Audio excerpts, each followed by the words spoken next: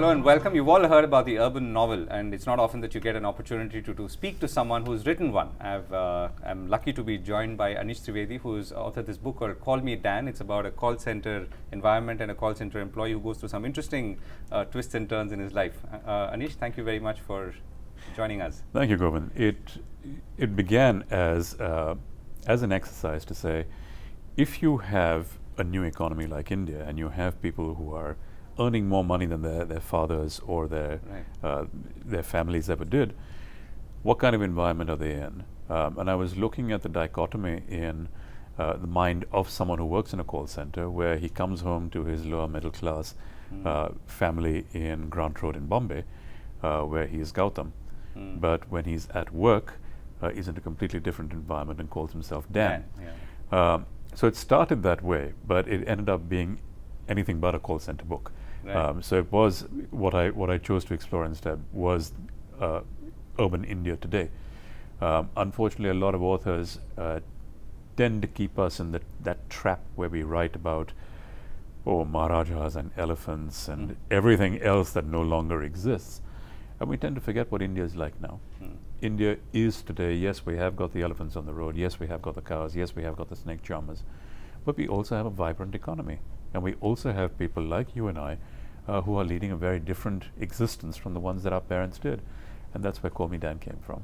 Right. And how did you go about it? Did you actually meet someone who somewhat exhibited or lived this life? Or? No, it was entirely fiction. It was just a character that I thought up. It was a situation that I wanted him to be in, where he was at the bar knocking back shots of tequila and beer on the one hand, and yet when he came home, he was still touching his uncle's feet. Right. So, yeah, I think the larger point is interesting, right? I mean, that there are all these big cities in India and so many small cities as well, which are becoming big. And there are millions of stories in them which are untold because authors are not focusing on them. I think maybe it's not sexy. Maybe I was wrong. Well, fortunately the book did well, so I guess I wasn't that wrong. But for a very long time, I think we've created writing in English which wrote for a Western audience. Right. And if you won the Booker, that was fantastic, but at the end of it, how many people actually bought your book?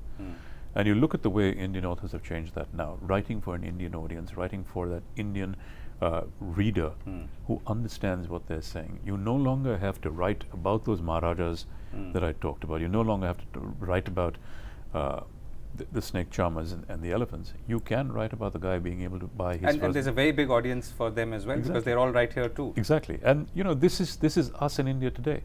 Why aren't we writing more about that?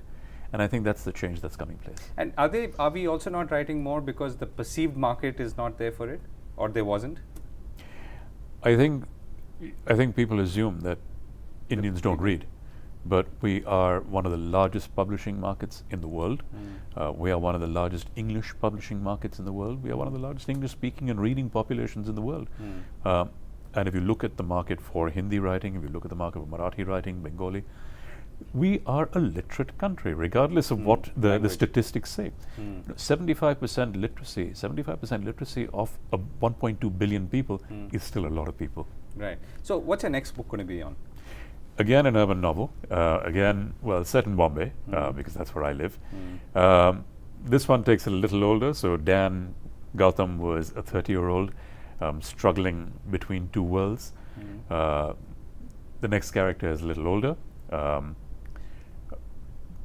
Is also struggling between two worlds, but his world is caught between the English upbringing that he's had and the English schooling that he's had, and the fact that in what he does now, which is sing, the only singing jobs that he can get are in Hindi. And that's very interesting. So what made you go down this path? Again, it was just sitting in a nightclub and thinking, okay, you've got this guy who's singing covers of the Doors. You've got him singing covers of Bob Dylan, and you've got 40 people, 50 people, 100 people sitting over here wildly clapping, but he's still sitting in a nightclub singing covers. and you look at the guys who are raking in the millions, who are driving the Bentleys and the BMWs, they're the ones doing playback singing for Bollywood. Right. So in a similar way, here's a character who is caught in a world that he doesn't know how to leave. And then that sounds very interesting. I mean, I'm also tempted to ask you, I mean, you've worked across so many disciplines, and we've had the privilege of, have had the privilege of our paths crossing in the past. So you haven't thought of something more autobiographical? I don't think I have such an interesting life, Okay. personally. And frankly, do I want to write a financial novel? No. Do I want to write about an investment banker? No. As a writer, if you write about your life, that's your first novel. Where does the next one come from? And I know far too many writers who've fallen into that trap. They've written about their lives in some form or the other, and then they find they have no other story.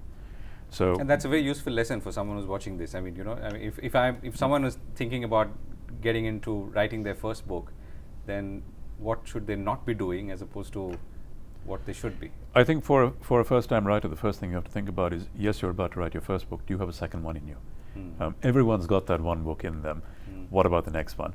And I chose not to write about the life that I led. I chose not to write about the places that I went to, living in a South Bombay environment, having gone to school here, worked here, lived here. I chose someone who was completely different from me with the first novel, and with the second novel as well. I really think that as a writer, you must be able to create your characters, you must be able to create your environment, regardless of whether it's yours or not. Right. And Anish, when is this going to be coming out? Oh God, Govind, my publishers keep asking me the same thing. Question, yes. But well, let me put it this Before way. the next year. It is finally in the writing. Right. And wish you all the best, and look forward to more insightful urban novels on cities like ours, Bombay. Thank you so much. Govind. Thank you, Govind. Thank you.